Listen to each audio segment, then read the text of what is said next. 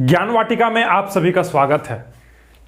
Today we are going to start a new chapter in class 9th, that is chapter number 9, and the name of that chapter is force and laws of motion.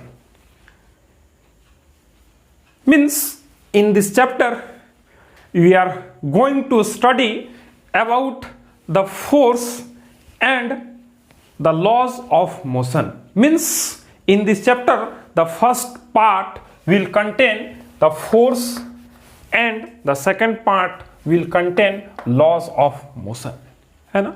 Means in this chapter we will discuss about the force, and in the second part of this chapter we will discuss about the laws of motion. Today is the introduction class of this chapter. Today is the introduction class of this chapter. In this introduction part we will discuss about the force, and after completing the force part we will move to the second part, that is laws of motion. First of all we have to know about the force. What is force? In the last chapter, that is motion, that is motion means हम लोग last chapter में motion को पढ़े थे, है ना? Motion chapter को हम लोग इससे पहले पढ़े थे। मोशन कौन सा चैप्टर पढ़े थे? मोशन। और वो जो है हमारा चैप्टर 8 था, है ना? मींस चैप्टर 8 में जो है हम लोग मोशन को पढ़े थे, और मोशन को पढ़ने के दरमियान हम लोग बहुत सारा बात को डिस्कस किए। कोई एक बॉडी मोशन में कब होगा, रेस्ट में कब होगा, उस बॉडी से रिलेटेड जो है उसका स्पीड, उसका एक्सेलरेशन, उसका वेलोसिटी, ये सारा चीज को हम लोग डिस्कस किए थे। लेकिन हम लोग वहां पर इस चीज को डिस्कस नहीं किए थे कि what is the cause of motion. Means ये मोशन जो हो रहा है इसका काउज क्या है, हम लोगों को नहीं पता चला था उस चैप्टर में, है ना? हम लोग जो है इस मोशन को तो पढ़ लिए, लेकिन ये मोशन का काउज कौन है, कौन इस मोशन के लिए रिस्पॉन्सिबल है। कोई बॉडी अगर मोशन में है तो क्यों है, उसके पीछे का काउज क्या है ना? तो उस कॉज के बारे में आज हम लोग पढ़ने वाले हैं। और इसका जो कॉज है, मोशन का जो कॉज है वो कुछ और नहीं है, वो फोर्स है ना? Means we can say that force is the cause behind the motion. Force is the cause behind the motion. Means if any body is in motion, is it moving or is in rest, it is the cause that is force. Means due to the cause that is force. Force के कारण ही कोई body जो है वो rest में है, motion में है ना? मीन्स कोई बॉडी को यदि हम रोक दिए तो वो रेस्ट में आ गया, तो वो मोशन से जो है रेस्ट में आया, तो वो किसके कारण आया? फोर्स के कारण आया। अगर कोई बॉडी जो है स्टेशनरी है, रेस्ट में है, उसको अगर हम मोशन में लाना चाह रहे हैं तो वो मोशन में लाने के लिए हमको क्या लगाना पड़ेगा? फोर्स लगाना पड़ेगा, है ना?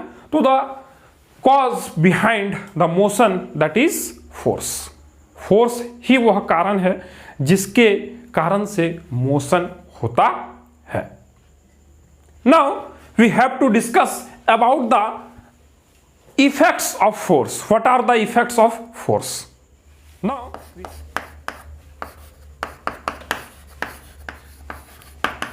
effects of force. What are the effects of forces?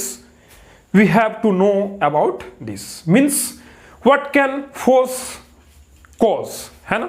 Force के कारण जो है क्या क्या हो सकता है उसको हम लोग वन बाय वन डिस्कस करेंगे। सबसे पहला जो पॉइंट होगा, force can move any object. Force can move any object. Force can move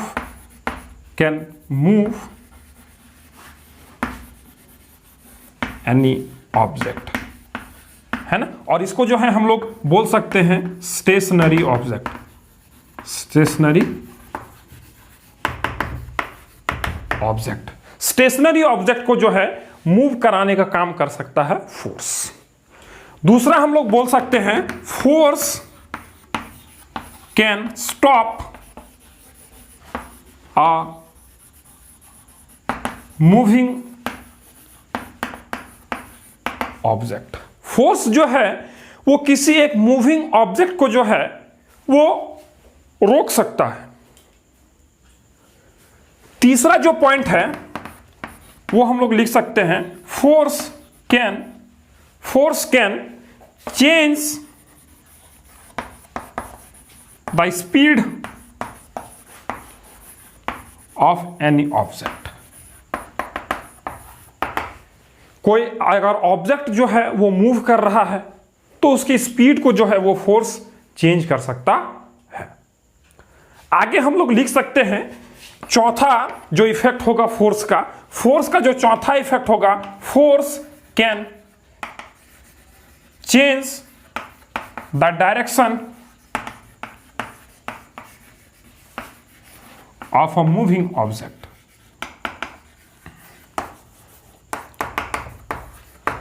force जो है किसी एक मूविंग ऑब्जेक्ट का डायरेक्शन को भी चेंज कर सकता है।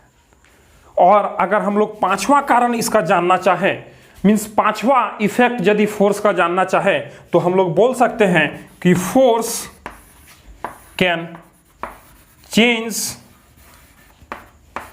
The size and shape of any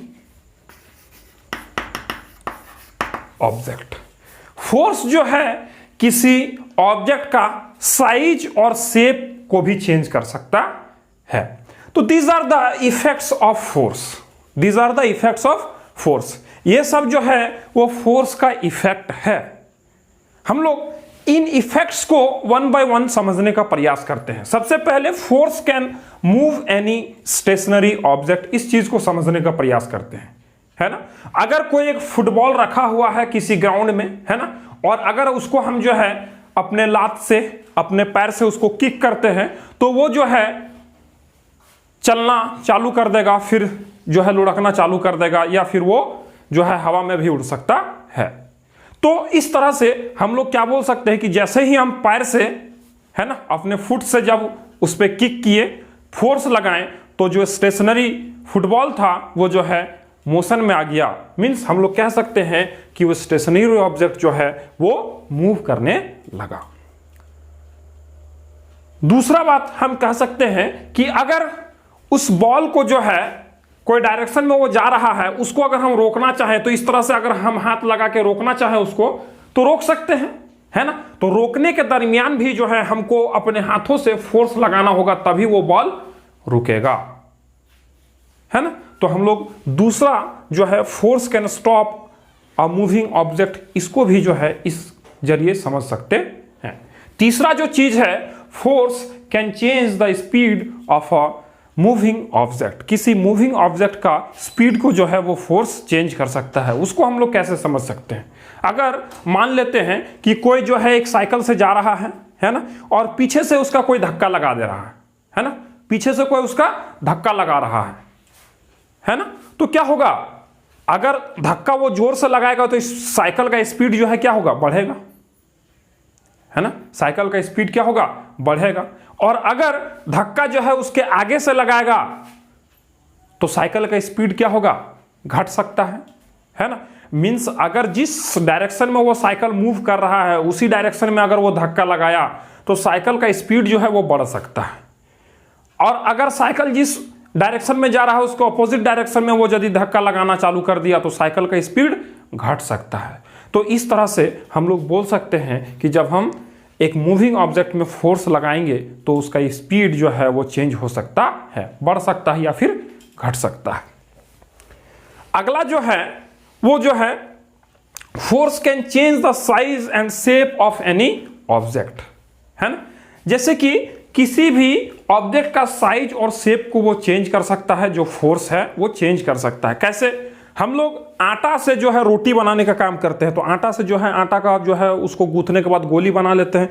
उसके बाद उसको जैसे ही हम लोग बेलन के सहारे गोल गोली को बेलन के सहारे जैसे ही उसको हम लोग बेलते हैं तो वो जो है एक रोटी बन जाता है, पतला सा जो है एक रोटी बन जाता है। तो हम लोग अगर देखें एक स्फेरिकल जो है आटा का जो गोंद है उसको हम लोग बेलन के सहारे जब फोर्स लगा रहे हैं उसमें तो क्या हो जा रहा है, वो एक सर्कुलर शेप का जो है एक रोटी बन जा रहा है। तो इस तरह से हम लोग इस एग्जाम्पल के माध्यम से बोल सकते हैं कि जो फोर्स है वो किसी ऑब्जेक्ट का जो है शेप और साइज में भी बदलाव ला सकता है। These are the effects of force. These are the effects of force.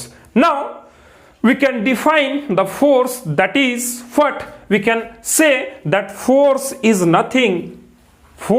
nothing but we can say that pull and push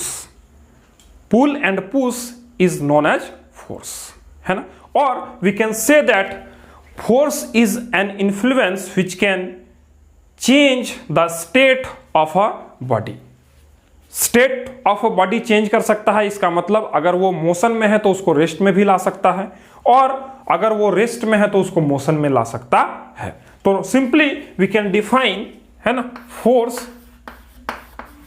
को हम लोग डिफाइन कर सकते हैं क्या कि force it is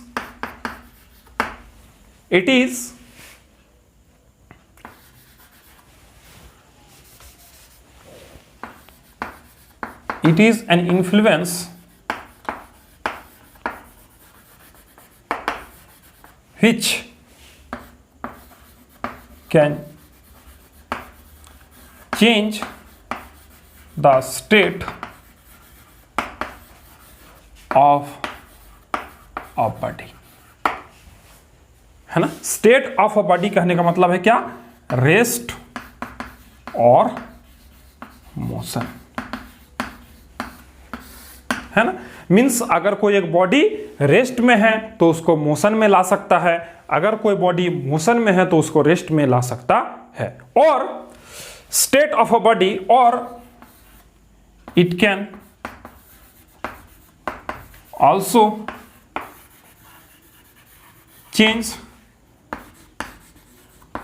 the direction of speed, है ना। हम लोग बोल सकते हैं कि फोर्स जो है इसका जो है स्पीड का डायरेक्शन को भी चेंज कर सकता है ना, स्पीड का डायरेक्शन को भी चेंज कर सकता है। तो उसी को हम लोग फोर्स बोलेंगे। फोर्स क्या है, force is nothing but an influence which can change the state of a body, either it is in rest और इन मोशन, है ना। अगर कोई बॉडी रेस्ट में है तो उसको मोशन में ला सकता है, अगर कोई बॉडी रेस्ट में है तो उसको मोशन में ला सकता है, या फिर अगर कोई बॉडी मोशन में है तो उसको वो रेस्ट में ला सकता है।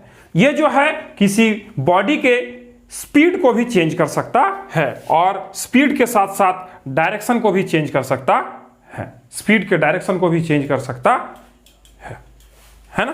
तो in this way we can define the force. In this way we can define the force. Now we have introduced about the chapter and we have discussed about the force and the effects of force. Force क्या होता है और उसके effects के बारे में जो है हम लोग डिस्कस कर चुके हैं, है ना। तो आज के लेक्चर में इतना ही, मिलते हैं फिर आपसे अगले लेक्चर में। तब तक के लिए गुड बाय, टेक केयर।